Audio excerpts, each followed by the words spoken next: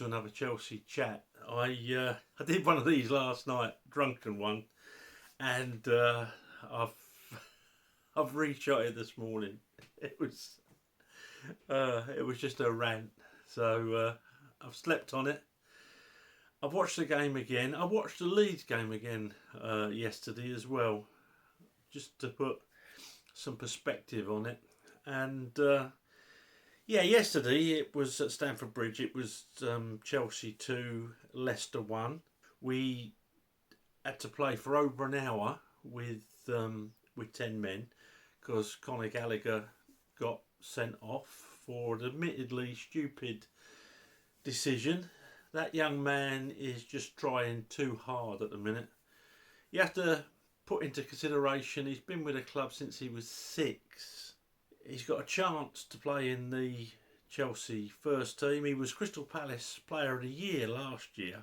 So the boy can do it, but he's just trying too hard. Definitely against Leeds, he's not playing his natural game. I mean, he is playing slightly out of position, to be fair, but no, he's not.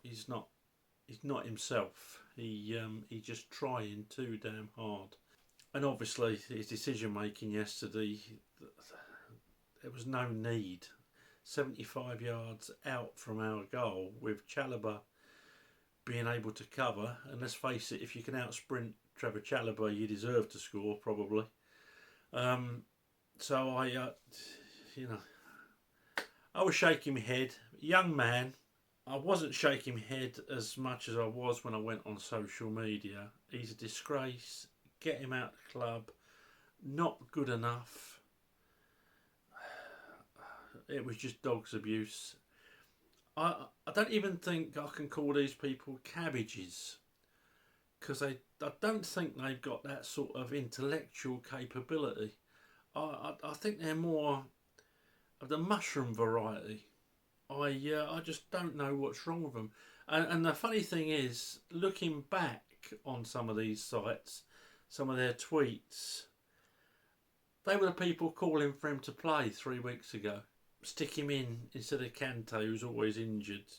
Sell Kante. Sell Jorginho. I don't know how you appease these sorts of people. I don't think they can even appease themselves. I think they're just in a constant ball of negativity. They're definitely not supporters, because there's not a supportive bone in their body. He's a young man, still learning the game, one of our own from our academy. Yes, I'll back him. Yes, I'll back him. Yes, he was stupid yesterday. But I know he's got the ability to make it in that team, and I'll support him all the way. I don't even reply to these mushrooms and these cabbages anymore. I feel a little bit sorry for them, to be honest. And yes, they are entitled to their opinion. Yes, they are, as everyone always tells me. Everyone's entitled to their opinion. But like Ricky Gervais says, there's a reason that there's a warning on the side of bleach bottles that says, do not drink. Do you know what? I was reading some of these and I was thinking of the Wizard of Oz. Was it the Straw Man? Was it? If he only had a brain. I think it was. So yes, we started the game off. First 25 minutes, Tommy Tuchel says we were decent. I looked it back, watched the Leeds game first and looked it back. I didn't see a lot different from the Leeds game, to be honest, apart from the fact that Leicester did not have the capacity to press us like Leeds did. We certainly missed Reece James playing at wing back, and I don't know, I don't get the big bucks for a reason, but I would have probably either just stuck Dave in as a centre back and put Reece as wing back, or kept Trevor Chalobah there because of the pace of Vardy, and on the other side put Cucurella and played Chilwell at left wing back. So you'd had Reece and Chile. In the middle you'd have had Chalobah, Silva and Cucurella. That's what I would have gone for, particularly after the Leeds game and seeing how Leicester have started the season and how weak they are. But what do I know? I would have played, and some people won't like this because he's got critics. But Ruben Loftus-Cheek, I would have played Ruben in midfield with Conor Gallagher. I know, I know a lot of people rate Jorginho highly. I think he's a very good footballer, but I think he just slows us down too much. The other thing that we're suffering from at the moment is that we've got Raheem Sterling. Remember Raheem? A lot of people out there didn't want him signed. Thought he was a City reject. We don't want him. He's no good. He's probably our best player. He's probably our best player. They've shown why they don't get the big bucks. And yet a lot of them can still go and slag a 21-year-old kid. But there you go. Everyone's entitled to their opinion. So, Raheem Sterling, absolutely excellent. He was excellent yesterday. Obviously got the 2 goals. First one, I'm not sure if that did deflect off anyone or not, but it looped, and if it didn't and he meant it, that was world class. The second goal, a great ball from Reece James after a little bit of interaction with Kai Havertz. Yes, Kai Havertz. Kai Havertz did something yesterday. And great ball from Reece James. And Sterling was where I'd want our centre forward to be, which was on the back post. And if you watch the highlights of the City game yesterday, Haaland shows what back post play is for a centre forward. He got a nice easy goal, same as Raheem did. So yes, it was nice to see one of our forwards actually anticipating and thinking about things. Raheem Sterling was excellent yesterday. Mason Mount is having a bit of a nightmare. He's having a bit of a nightmare, and I don't know whether that's down to the fact that it's World Cup year and he's trying too hard, but he's certainly not getting involved in the game. I don't know if it's the fact that Kai Havertz seems to be on a beach somewhere or in a different mental state to the rest of the team. He's not doing much at all. And I don't know if that's having a knock-on effect because Mount's giving him the ball, running into positions, and Kai Havertz is either trying to dribble around people or just playing it straight back. I don't know what style of play we're trying to play, and my big thing is with Tommy, I'd love to get him in a room and say, what are we trying to achieve? Now, I know we're not going to be fluid. We've got new players coming into the side. We've got players like Chalobah and Conor Gallagher who haven't got many minutes under their belt this season. You know, it's going to take time for these players to get match fit. Probably Connor another couple of games. Trevor probably another 2 or 3 games. I know that. We've got Kukurea, who's a new player. We've got Sterling, who's a new player. We had Koulibaly, who's a new player. All this takes time to bed in. I know this.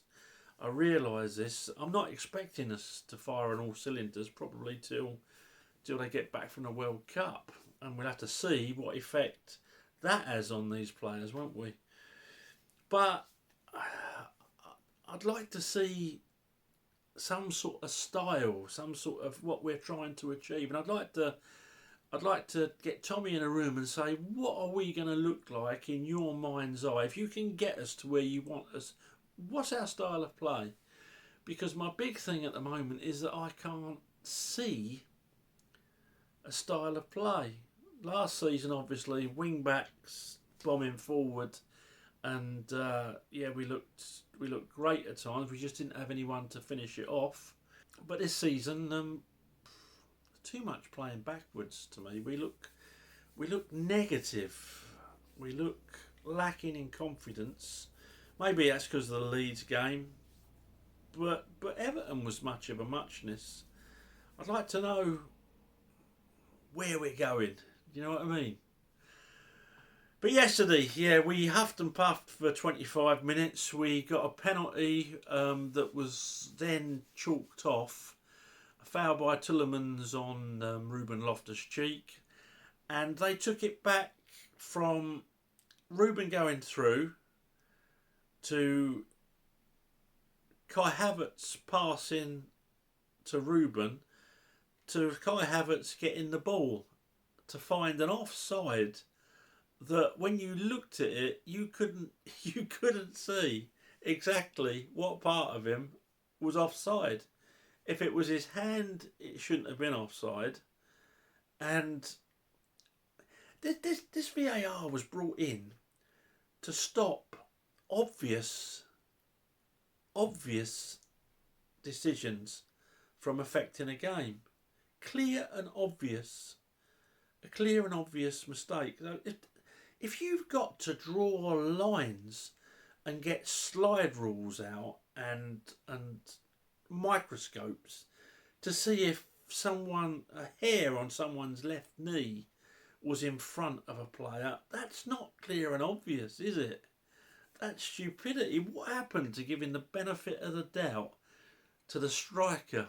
The referee had given a penalty, the linesman hadn't given an offside, and VAR decides to take it back. I was just shaking my head. I thought, if this is what VAR's in the game for, I'll give up. So yeah, then we had Conor. He got sent off for his second bookable offence. Got no real gripes with the sending off. As usual, the referee was letting plenty of stuff go on before his first booking. A couple of fouls, a pullback on Chelsea players, which obviously didn't get bookings, and then Conor's did. If you're going to let things go, if you're going to warn players, then at least be consistent about it. But I've got no arguments. Conor's first yellow card was a yellow card, and his second yellow card and red card was a foul. So we got no arguments. Off he went. The lad was upset, and I just hope he didn't go on social media, because the clamour for him to be sold, loaned, kicked out the club in disgrace for making a mistake as a 21-year-old was absolutely disgusting. Some of these people, whilst entitled to their opinion, are definitely mushrooms. And after that we struggled. Leicester obviously were buoyed by the fact that we were a man down, and for the last sort of 10 minutes of the first half it was pretty even, and Leicester had a couple of chances that fortunately Mendy managed to save. Mendy was looking real quality yesterday, coming out quick, not making any mistakes on the ground. He was just hoofing it, which I like to see. I thought he'd be left out yesterday and Kepa put in. That's probably what I'd have done as manager. Like I say, that's probably why I don't get the big bucks, because Mendy really saved us yesterday. So, second half starts. We go ahead. Brilliant goal from Sterling. I say it loops over the keeper. Shortly after, another lovely move. We were under the cosh, but we were playing well on the break. Another lovely move. I think it was Cucurella put it over to Reece. Could be wrong. It could have gone to Havertz, so then to Reece. But anyway, whatever. Reece puts it back post, 2-0 up, and there we go. Terrific. I forgot to say the other thing with Mendy. I was slagging him because I think it was Harvey Barnes had scored, but it was disallowed. And I thought, how's the referee seen that from there? Perhaps he's thinking, oh, I should have allowed him a penalty. But when you look at the reverse view, Harvey Barnes does foul him. He does hold him down. So I was being unfair to Mendy. But I still would love to know, because the linesman didn't flag for it. I'd love to know how the referee could see that from there. Because when I first saw it from the referee's viewpoint, I thought, that's a soft one we've got away with. Over protection of the goalkeeper. When I see it from behind, the referee was spot on. So well done the referee. He can obviously see round corners. But yeah, other than that, Mendy was good. So second half, we're 2-0 up, and then here's my mistake from Mendy. Not a mistake, but I want my world-class goalkeepers to be saving anything at their near post, and he got beaten at his near post.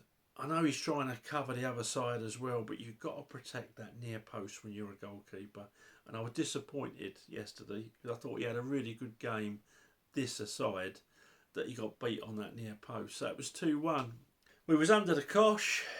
Mendy made another couple of good saves, one particularly from Vardy.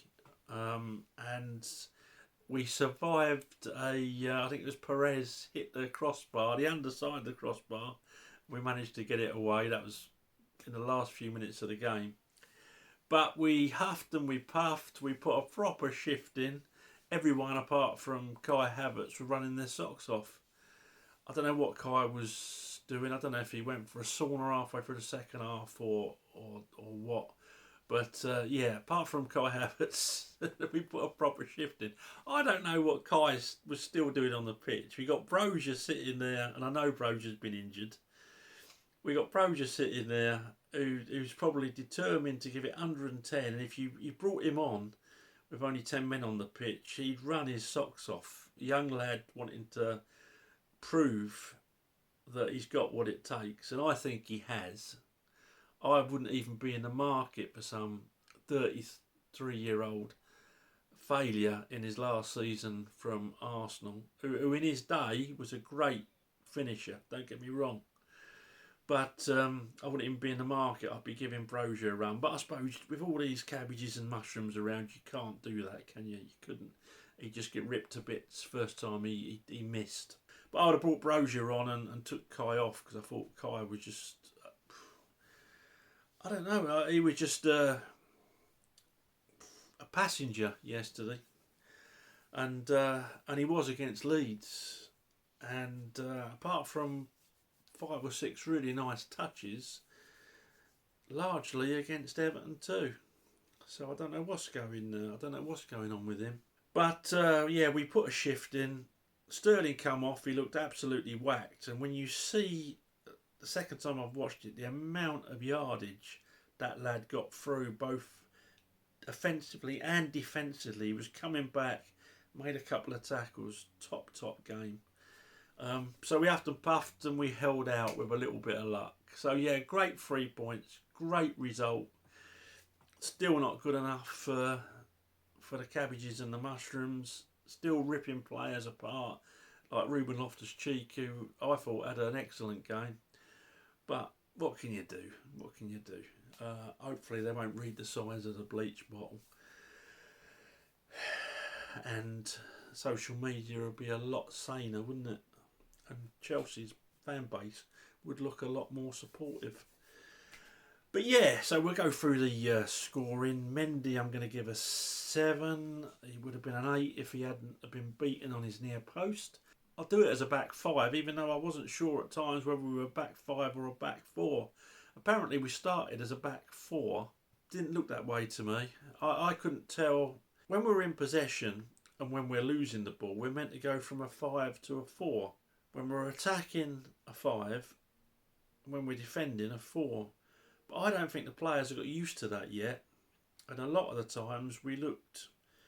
I didn't know if Reece James had got into midfield or Ruben was in midfield. It was a bit of a... I think we're just getting used to a system, which isn't easy. Let's face it, you've got to go from one system to another in the space of winning or losing the ball.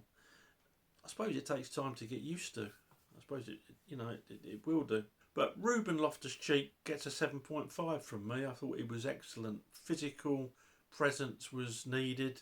Hard work, lots of tackles, always driving forward. Good game, 7.5. Reece James gets an 8 from me. I thought he was very good yesterday.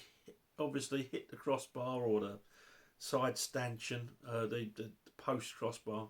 Good defensively, put a proper shift in. He gets an 8 from me. Trevor Chalobah gets a 7 from me.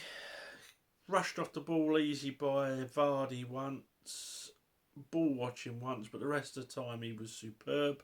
He gets a 7 from me. Silva gets an 8. Marshalled us well. Certainly in the second half when we're under the cosh. Some great blocks, some great tackles, and always looking to play the ball forward. Cucurella, always looking to go forward. Good defensively. Obviously not not Ben Chilwell. A lot of these dead balls aren't good enough. He gets a 6.5. In midfield, we had Jorginho, and I keep thinking I forgot someone. I forgot someone at the back. If I have, sorry. In the midfield, Jorginho gets a 4 from me. I thought he was easily out-muscled. He lost the ball too much. Negative in possession of the ball. Not good enough. Conor Gallagher gets a 5 from me. It would have been a 7 on his play in the first 30 minutes. I think he's trying too hard, but he won a lot of ball. He covered a lot of space. A couple of really good passes he put through to set up attacks. It would have been a 7, but he gets a 5 because of naivety, stupidity, a mix of both. Hopefully he's learned from it. I think he will. He seems a switched on lad. And I hope he calms down a bit and plays his natural game, because he's good enough to play in that first team when he does. Mason Mount gets a 5. He's so out of form, it's unbelievable. Needs to find his form before if he wants to go to the World Cup. He was out of form last year, and there was people wanting him sold, wanting him dropped. He was the worst player in the world. After about 4 or 5 games, he started playing brilliantly, scored a few goals. He was suddenly the best player in the world, and he won Chelsea Player of the Year. So not got too many worries. As the old saying goes, form is temporary, but quality is permanent. And then we've got Sterling, my man of the match. He gets a 9, 2 goals, big contribution, our best player. All those who said we shouldn't sign him, he was a Manchester City reject. I hope they're walking around with their heads looking down at the floor. That's the least they could do. And finally, Kai Havertz, who gets a 3 from me. I thought he was actually abysmal. I can think of three passages of play that he was involved in, and the rest of the time he was non-aggressively cutting down space. So I don't know what's wrong with Kai Havertz. You know, I rate his ability really highly, but he's either got to start producing, or you give Brozier the chance that he deserves if Aubameyang doesn't come.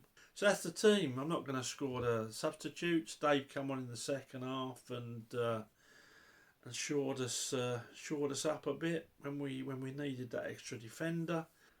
Tommy Tuchel, he gets a 6 from yesterday because we won. It was a good 3 points, particularly as we were down to 10 men. But I'd just like to know what style of play we're trying to play, and if they don't understand this switch between the 5 and the 4, should we be trying it until he's totally happy in training, or we've played some sort of like behind doors friendlies that we can do it effectively, because it seems to be affecting some of the concentration to me. So yes, Tommy Tuchel gets a 6. Overall, great result, great 3 points, and I think I've said everything that I need to say about it. Onwards and upwards. Please subscribe to the channel. Please let me know what you think, because that's why I do these, to get us talking. Even if you're a cabbage or a mushroom, let me know what you think, because you know, maybe you're not. Maybe I'm the cabbage and the mushroom. And let me know your thoughts. I like to know the way people think, because I'll be honest, sometimes I see some of these outbursts on social media and I can't get inside their brains. I just can't see from a supportive point of view where they're coming from. So if you think I'm unfair, let me know why. No need to be abusive, but just let me know. I can handle being called a cabbage or a mushroom, by the way, but just let me know why. It's why I do these, so we can get talking and so we can understand each other probably a little bit better. I read things from some of you guys and gals and I think, yeah, they're right, you know. Yeah, they're right. It makes you think. So, please subscribe to the channel. Please throw the video a like because it helps me, and I will speak to you after our next game. Up to Chelsea.